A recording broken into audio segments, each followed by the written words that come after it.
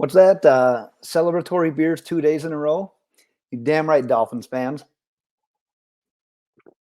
I said it yesterday when I did the Armstead signing video. We're going to do celebratory beers. We're going to celebrate the good times. And bang, we get 2 in a row. I talked in that video. I said, you know what? It'd be great. The Miami Dolphins could make another splash signing, get JC Treader, really form that line. Well, they didn't get Treader, but you can see it right there. Tyreek Hill, you know the news by now. The Dolphins landed Tyreek Hill in a deal with the Chiefs.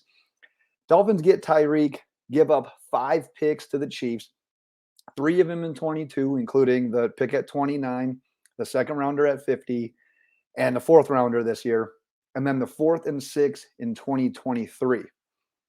So it kind of comes down to, why would the Chiefs do this? Well, we just saw Devontae Adams get paid. New Tyreek Hill. I belong in that class. I want to get paid as well. And guess what? Teams don't always want to pay these guys the highest amount of money. I get that aspect of it, but you knew that component was going to be tied to it. So there are the details. A 4-year contract extension, $120 million, $72.2 million of that is guaranteed. So that's the highest paid receiver in NFL history. He's getting $30 million a season. And do I think the Dolphins absolutely need the highest paid wide receiver in NFL history? Nope, probably not. However, I tweeted about this earlier today on the Fins Up Network account. If you're going to go all in on Tua, we're here. Let's do it. We've built up the running backs. We've got Terron Armstead. And guess what? What are you going to pair with Waddle? Oh, the fastest wide receiver in the NFL to go along with probably the second fastest wide receiver. Waddle and Hill. You see the contract there right on the screen. But think about this. As the day progressed, it was the Dolphins or the Jets. And the rumor is that the trade compensation had been agreed upon by the Chiefs, and it was essentially up to Tyreek as to which one he picked. Thank God he picked Miami, because while great, I don't think Tyreek alone by the Jets makes them a bit different. But geez, when you know that it's that division rival, you're like, yeah, why don't you come on over to our side and make our team better? So that's amazing that it kind of came out of left field, even though we come to learn that this has been kind of building up over the last few days. This trade didn't just get done in a matter of an hour and a half, like what it looked like it happened. A bunch of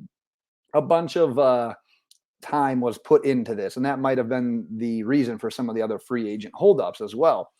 But the thing that I love the most is, yes, the Dolphins gave up 5 draft picks, which is a lot. But I wholeheartedly, before the compensation came out, imagined that either one of the 2023 first rounders was included, or a player like Xavier Howard was included. Neither of those happened. So yes, it's 5 picks. It's a first, it's a second this year, but that's a later first, and that's like a mid to late second as well. So I think it's a mid second. So that compensation isn't all that bad. It was the contract is where the Dolphins are really going to pay for this. But if you look at the remaining picks, 3rd, 4th, 5th, 2 7ths left in 2022, which kind of stinks for me. I had a lot of great NFL draft content planned and some guests appearing. I'm going to have to improvise a little bit on my plans. But like I said, in 2023, you still got your own first, the 49ers first, your second, 3rd, 4th, 5th, 6th, the Bears 6th, and your 7th. So Miami still can make moves, have draft capital. They still have a little bit of salary cap left. There's a little bit that can still happen here with the Dolphins. And one of the things that I wanted to address as well that I saw a lot of fans looking at, and especially like the anti-Tua gang, we'll call it for lack of a better term, is that Tua cannot maximize Tyreek Hill's skill set. Well, I'm going to throw the stats up and I'm going to talk at the same time, as you can see on the scroll there. The casual fan observer will think Tyreek Hill, you think of the plays you see on ESPN. It's him getting behind the corner and the safety, ball coming over the top. There is a lot more to this guy's game than just deep passes. And actually, we've seen him evolve a lot from that, because when you watch defenses play the Chiefs now, it's a lot of too high safety. They're trying to take that away. So it's him catching the bubble screens. It's him catching short passes and going. It's that game against Buffalo where he's catching a 10 to 15 yard route and housing it from then on and everything from there. So it's not all these just deep balls. And I I kind of want to put that to a deep ball thing to sleep anyways, because I think it's very overrated. But the reason I brought the stats up on the screen, look at the numbers alone, the receptions, the yards, the consistency with the touchdowns. But what I really want you to pay attention to is the fact that all of those years, besides one of them, came with Patrick Mahomes. In 2017, it's going to be coming through your scroll here in a second. He played 15 games. These were with Alex Smith, check down king. Tua is not, in my opinion, he's not a check down king. He's not the Alex Smith types. We just haven't been able to see him be quite unleashed to his potential yet. But in 15 games, he had 75 catches, nearly 1,200 yards, and 7 touchdowns. I don't think that this is just a receiver that was made by Patrick Mahomes. This is a wide receiver that helped with Patrick Mahomes' development. So yeah, they coincided very well together. But to think that, oh, he's leaving Mahomes, he's going to be trash now, going to a quarterback that hasn't proven himself in the NFL, that's not the case. Not in my opinion, anyways. And what this signing or this trade also does, you're forcing the opposing defense. You got to cover every inch of the field. Imagine having the lateral movement, all the movement and the quickness of Waddle and Hill on the outside, and then you get guys like Mike Gesicki, Devontae Parker, Cedric Wilson, all being able to tear up the seams. And what are you going to do? Are you going to double Tyreek Hill? Because you probably should. You should probably take that away. Oh, but Waddle's damn near just as fast. What are you going to do there? This is a space creating machine. And we talk about how wide receivers can only impact the game so much. There are a handful of wide receivers that damn near impact every single play. Tyreek Hill is one of those guys. He is a space creator for other people, and he's going to get his in the process as well. I don't think we need to get too crazy thinking that, oh, he's going from Mahomes to Tua, all of a sudden his production is going to drop.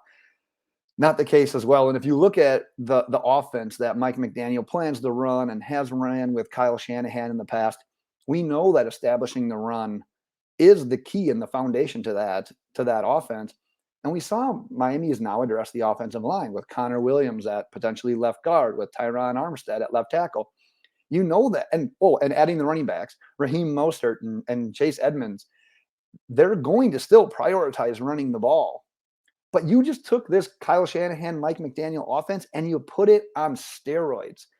These guys, I mean, outside of the year when Shanahan was with the Falcons and they had Julio and that offense was just clicking, this is going to be the most dynamic offense of just legit skill players that we've seen Mike McDaniel basically work with. So not only is it going to be a foundation of setting up the run and establishing that and finding success with that, but now you're just littered with playmakers that can spread the field and create on their own and really play to Tua's strengths. So just another weapon that Miami's able to unleash here. And the last thing that I have is just, you look at the current depth chart of wide receivers, and this actually isn't a depth chart. It's more so just a list of who you have going into camp.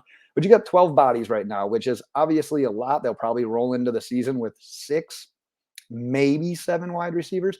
So a lot of these guys are camp bodies. They're going to be special teams guys, maybe a couple of practice squad guys.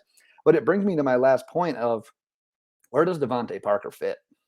Is this kind of the end of the line for him? Do we see him dealt on draft day 4, maybe a day 2 or a day 3 round pick? I don't know. We're a little too early in that to speculate. I think there is a role for him because there's always a role for a jump ball possession type wide receiver. And we know that him and Tua have connections on their slant routes. You can't deny that. But at the same time, the way they're building, the way they've tagged Gesicki, the way they just traded for Tyreek Hill, you almost wonder if Parker is a priority at this point in time. And yeah, he's on the team-friendly deal. It's not going to cost him all that much.